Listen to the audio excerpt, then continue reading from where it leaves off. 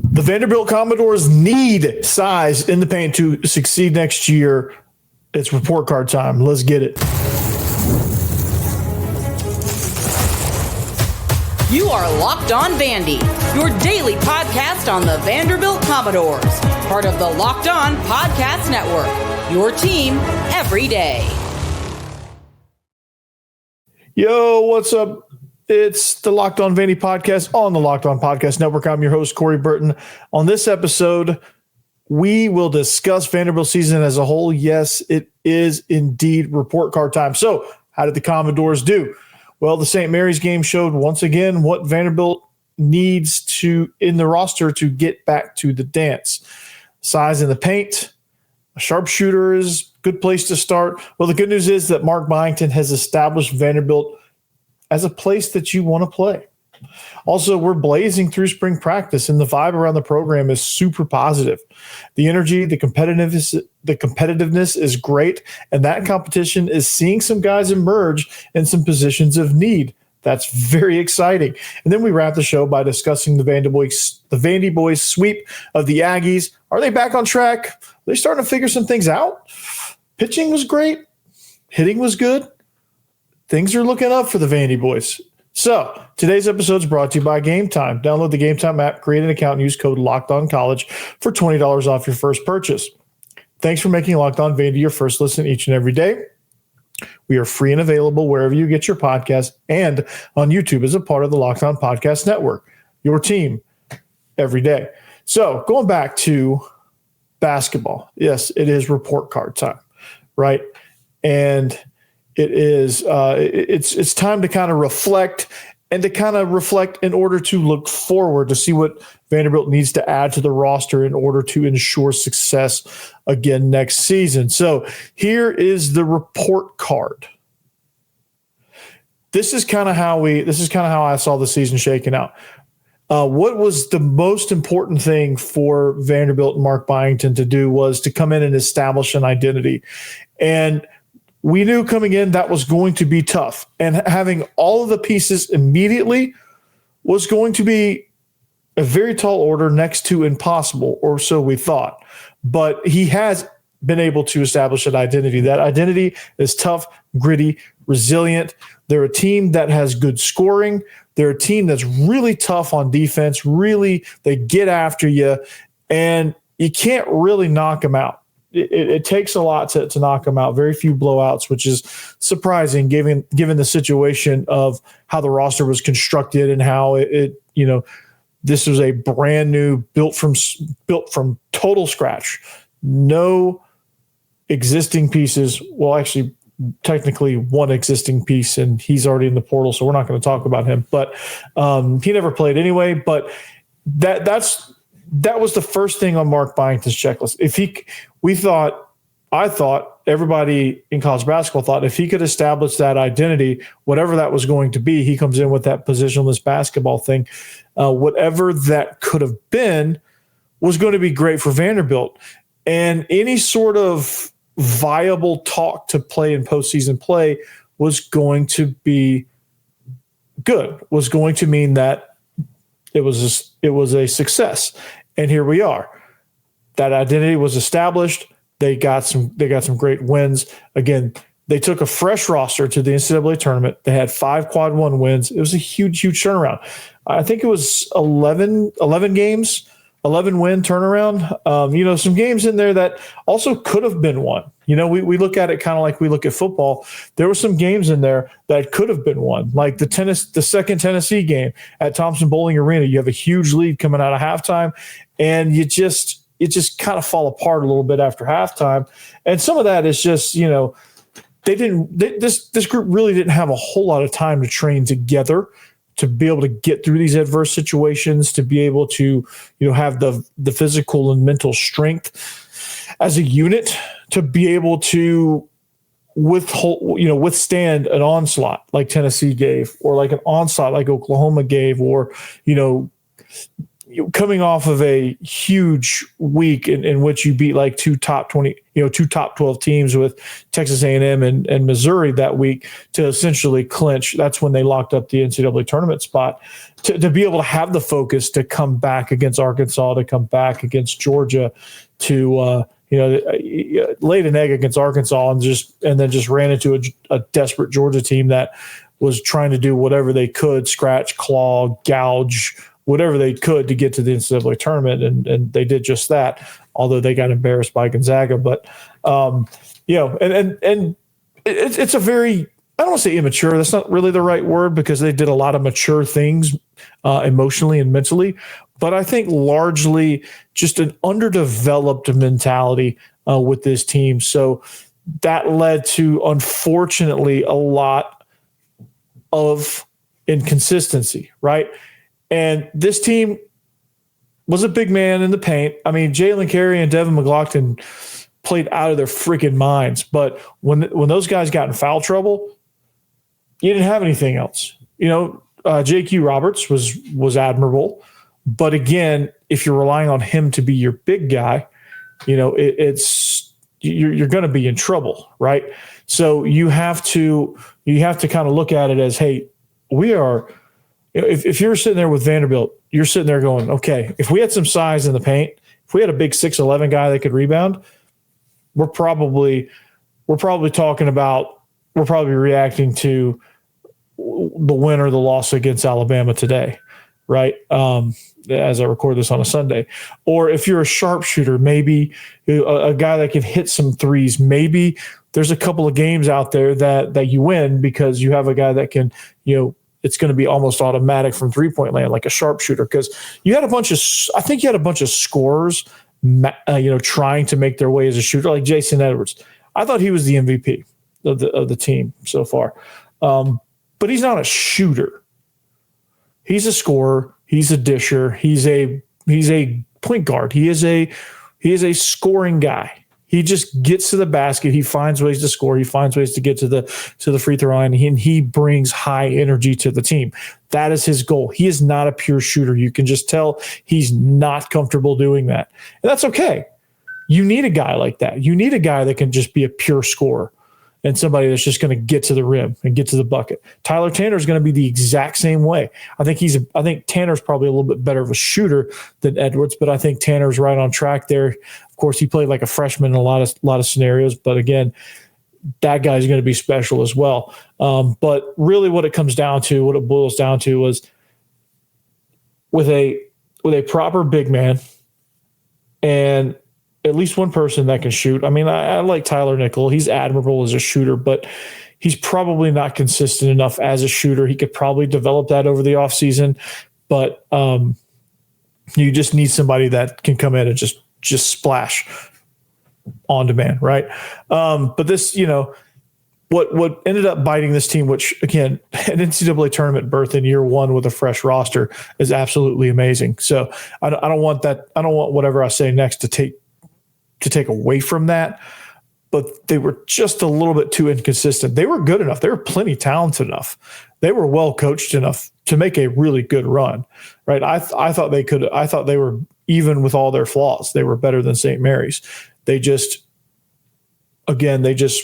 seemed like they just got unfocused. They started trying to play a little bit slower, and I think they started trying to take some shots that they just didn't keep the pedal down like they did in the first half against St. Mary's, and they let St. Mary's chip away and get back in it. But they were good. They were really good. So, those things happen, and these are learning experiences. So, I don't really hold that against them, but this is going to be a special team. This is going to be a special group next year because you do have that core guys coming back. So what needs to happen next year? Well, again, go find some size in the paint.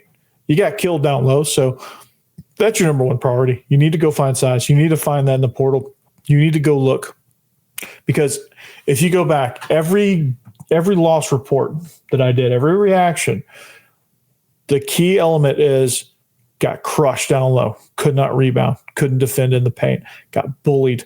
That second game against Kentucky, where you're playing well, but you're getting bullied down in the paint, Kentucky had two key guys out. but they didn't matter because they just bullied you down to the paint. So go find and acquire some pure shooters. Like I said, somebody that can really put pressure on the other team, because I don't think other teams were really all that frightened with Vanderbilt. I think, teams that got down knew that they could chip away, because there's not that sharpshooter that is going to just, no matter what, is going to kill your momentum or kill your comeback attempt, because they're going to hit big three after big three after big three, or big shot after big shot after big shot, right? Vanderbilt didn't really have that. So when things got a little bit tough, when they got cold, like freezing cold. So I think if you had that shooter that doesn't really ever get cold, just more consistent guy, they might have something, right? Because what they're going to have is they're going to have a core of guys that can grow and develop physically and mentally. They're going to have some things coming back. They're going to have that group that from now until next season can really develop in that brand new Huber Center facility. And they're going to be really good next year, I think, because you're going to have Tanner coming back. You're going to have Edwards. You're going to have Nickel. You're going to have JQ Roberts, likely Jalen Carey, Devin McLaughlin. I haven't really analyzed exactly who's coming back, and I don't know that, you're going to find out over the course of the next, however long, with guys deciding what they want to do. Do they want to leave? Do they want to come back? Some of the guys are out of eligibility, like Chris Mannion. He's really good effort from him. Unfortunately, he's not coming back. He's out of eligibility. But he was a good guy to have around, like a glue guy, like just a defensive slasher. He'll steal it. He'll give it to the point guard. He'll run and he'll go and he'll score. And he'll build some momentum. But you're going to have a core of guys that can really kind of develop and really grow that identity. I think you're going to see the same thing in football. But this is going to be a special team that we're going to be talking about heading into next season. But speaking of which, spring practice is raging on in football. They're full steam ahead. Competition is great. Who's emerging? Are there any sleepers? Well, you're going to have to keep it locked to find out. We'll be right back.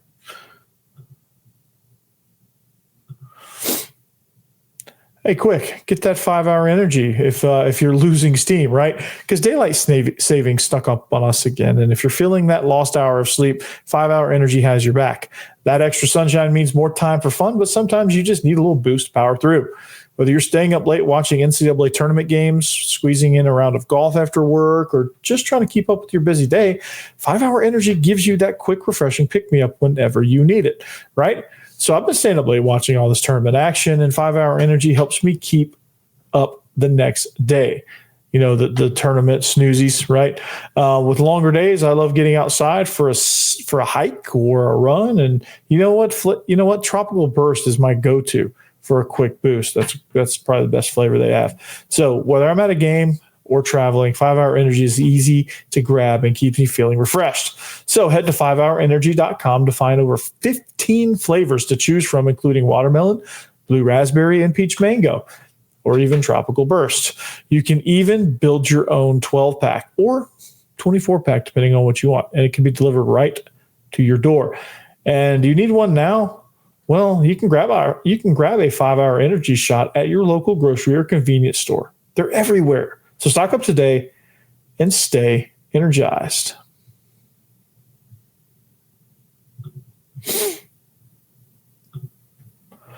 All righty. Thanks for making Locked On Vandy your first listen each and every day. If you need a second listen, Locked On SEC with Chris Gordy, phenomenal show. Locked On Ole Miss with Stephen Willis. Man, he's on fire right now. They just beat North Carolina, and as I'm recording this, they are hammering Iowa State. So if you want some good show and some good content around the NCAA tournament with some teams that are fortunately still in it, go check out his show or any of the shows on the Locked On network that represent the SEC. They're all good, so you can't really lose there. But man, this football season is going to be fun too, right? Because you didn't have a coaching change and a fresh roster and all that stuff, but you did have the overhaul. Okay. And so coming into the overhaul, like that spring practice period, right in the middle of the overhaul, it was just kind of like, let's just get some things down. We don't have a whole lot of guys in camp. There's not really a ton of competition. It's just about developing guys, not even having a spring game. You're doing your scrimmages at Innsworth and Lipscomb, and you're not able to have your full facilities and everything at your disposal. So it was a little bit different. This year, you got more guys in camp, nowhere near as many left for the portal. You had some leave for the NFL and graduation, of course, that you have every year, but you had far less leave from the portal. You have a lot of guys in camp right now, and the competition and the vibe and the energy. You're having all these 4-star visitors and all this recruiting stuff. Like you're hearing about all this great competition and all these guys that are emerging and things like that. I mean, Coach Rice, I saw his post on X. He said, if you want some great vibes and great energy, come to Vanderbilt, right? Because that's where it's at. And I don't know, man. I believe him. Because some of these things that I'm reading, some of these reports, because obviously I'm not at practice. I don't know if they'd invite me to practice. It might be kind of cool to go to practice, and see what's going on with all these positions and the 11-on-11s and the competition stuff. I just want to see it kind of as it's heated up. But it's exciting, man. It's exciting that these things are happening. And the biggest thing is really the energy and the competitiveness being very high right now. I think that's going to benefit a lot of things because, one of the dangers of having a successful season after an overhaul is kind of a complacency. Now, 7-6 is, for a lot of programs, is nothing to get complacent about, but there is that fear that could set in with a season like Vanderbilt had. You beat Alabama. That's kind of the peak of your season. You win a really nice bowl game against Georgia Tech where, for all practical purposes, you kind of dominated a really good Georgia Tech team that had just taken the college football playoff team to 8 overtimes, just before that. And, it's very easy to just be complacent and just, having trouble with the energy and things like that. That's a very easy thing to have happen to you. A lot of teams deal with that. I just don't think that's happening at Vanderbilt. And I know Coach Lee is going to, at some point in this spring period is going to be like, well, the energy was down and we didn't really have that competitive a day. And, you always hear that. I think that's just kind of standard coach speak, a lot of times. And, these are, still kids essentially. So yeah, of course. And they're human. So focus is going to be gone sometimes, but overall it's been great, man. There's some great battles out there too. And the 11-on-11 work this past weekend was really good and really beneficial for a lot of people. Not surprising to anybody. But Jordan White is going to be an absolute menace on the offensive line. I mean, that guy's going to be awesome. He's standing out. He's emerging as that leader, somebody that Vanderbilt has not had at the center position in quite some time. And that's not a shot at anybody who's played center. I just think you have a special guy that's come in, and you have an NFL guy there. Anytime you can get a guy of that caliber, that's always really, really good. And so what's ended up happening is these trench battles. Usually you read about usually when you read practice reports and you're kind of just looking at what's out there, and you have an offensive line that has a number of transfers coming in and is essentially being rebuilt a little bit. And it's one of those systems to where you're switching sides and it's just a little bit different. You have some things, that's some challenges that are built in, and it doesn't all, offensive line, I think, is, a lot of people don't understand. It's really difficult. It's a really difficult position to come in and immediately be good at. So when you can come in and essentially immediately be good, that's a special thing. And Jordan White is doing just that. I think it seems like he's grasping things, and it seems like his athleticism and his ability to block on the second level is really, really good. And so when you have that communication, when you have a group that you still don't have one, and you're essentially not going to have one until, the end of fall camp in the summer. you're not going to have your starting offensive line named. I mean, that's just not going to happen. You have some guys that are going to start, but you essentially don't know what your configuration is going to be. It's a competition. So, of course, you're not going to know that. But anyway, Kalen Young at running back, I think is going to be something that a lot of people are very, very, very high on. So I'm excited with that. I'm excited to see this run game be more than just Cedric Alexander.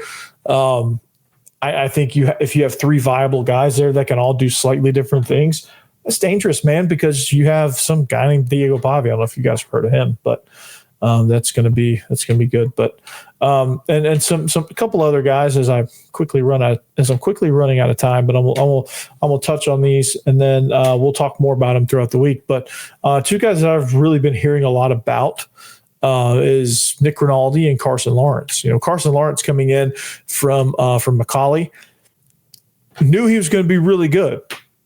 Didn't know it was going to be this soon. This is exciting news for the freshman. I think he's in line to be a major contributor on the defensive side of the ball if he keeps this play up. And then Nick Rinaldi, at the linebacker position, he's kind of that Swiss Army knife, really. I mean, he's listed as an edge guy as the star position, but he's somebody that I think can do probably a lot of different things. I'm excited to kind of see how his career takes shape. And, he's pictured in this graphic making I don't think this was, if my memory serves me correctly, I don't think this was credited as a sack because Haynes King got rid of the ball. And I think it was just like an almost sack, but I mean, he shot through and was able to get on him really quickly. So Nick Rinaldi is going to be a special dude. And this defense, I'll say it again. And, whatever your opinion is about Steve Gregory taking over as defensive coordinator, my opinion about him taking over as defensive coordinator was not necessarily about his ability to call the defense and to coordinate the defense. It was not that at all. We saw a 4-game sample size, which, knowing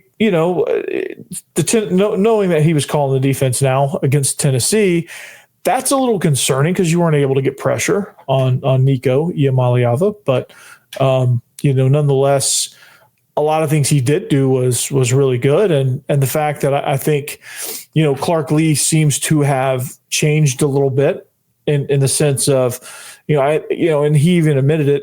So I'm not saying anything that nobody knows, or I'm not being overly critical or anything, but he just honestly, part of growing as a head coach is he just didn't know what, as a head coach, there were some things he had to learn as far as I'm a CEO head coach. So that was kind of uncharted territory for him. Like, what do I do? I've never been disengaged. You could feel that he was disengaged and he didn't know how to engage. He kind of seemed, the more I think about it, he just looked lost that year in 2023. He just looked like he was just kind of wandering and fluttering aimlessly throughout the program, and things were just blowing up around him, and he just either was unaware or was in a position where he could do nothing about it. And so that's what kind of led to him being taken over as defensive coordinator. But I think he's in a spot now to where he can back off of that now, and he can feel comfortable with the support that he's going to give, and he's got a plan. So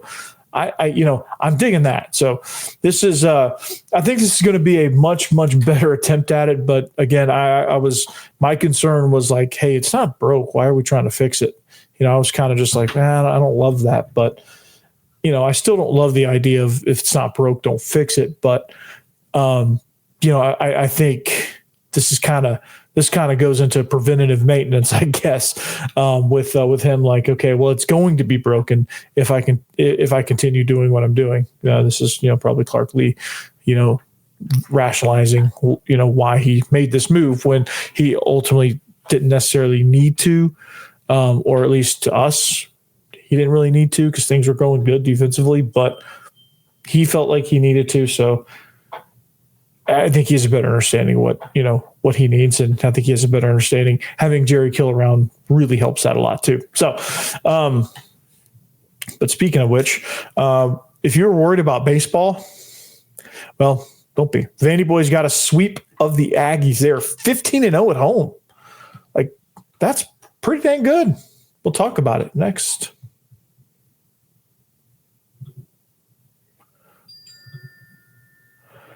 But first, imagine watching your favorite team live and feeling the energy of the crowd and witnessing unforgettable moments.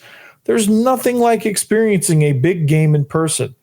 Well, getting tickets shouldn't be stressful. That's where Game Time comes in, making it easier than ever to grab last-minute tickets at unbeatable prices.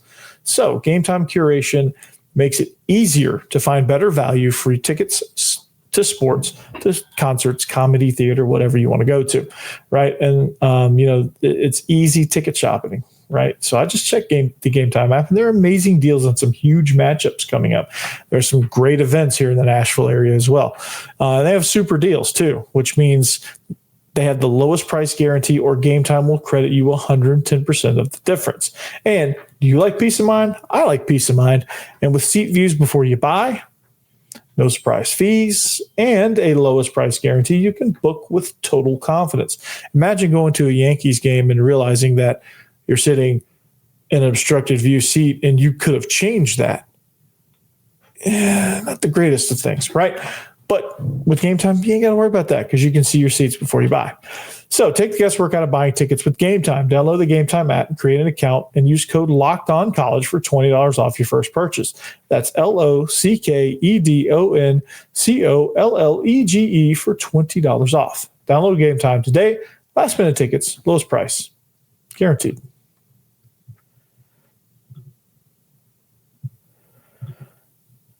All right, we are wrapping up the show here and wrapping up pretty rapidly here. Locked On Vandy. Make sure you follow us at Locked On Vandy on all social media platforms. And this is, again, going to try to be the king of Vanderbilt coverage. Working on that. But here's the thing: baseball. We got a few minutes left here in the show. Baseball has been, let's just say that they took their lumps in the opening. In the opening series in conference. And let's just say they responded very, very well this weekend. They got a sweep. They moved to 19-5, 4-2 in conference as well. They won, they won some close games this weekend, but they were able to do some things. And pitching was the star of the show. Pitching stole the spotlight. And Sawyer Hawks, he pitched 4 innings in relief, gave up 0 earned runs. J.D. Thompson only gave up 1 in 6 innings. And Miller Green had 0 in 2 innings pitched. And Alec Transler, he had 3 1/3 over 2 appearances. He gave up no runs as well. And they struck out 49 collectively over that 3-game stretch. 49 strikeouts collectively over the course of that series. So that's outstanding, right? And so here's one of the big storylines in pitching, and I don't know if this is related or not, but Connor Fennell got his first start as a Commodore. He took Ethan McIlvain's spot in the rotation. They of course got off to a rocky start, but the offense, Braden Holcomb and Jacob Humphrey, Jonathan Vastine, those guys took over. And they were able, especially Braden Holcomb, he was absolutely on fire, as was Riley Nelson. Nelson went 4 for 9, and Holcomb went 4 for 11 with 3 ribbies of his own. Brody Johnston also has just been absolutely amazing. And then he hit his 4th home run of the season, by the way. I think he hit it into Mark Byington's office at Memorial Gym.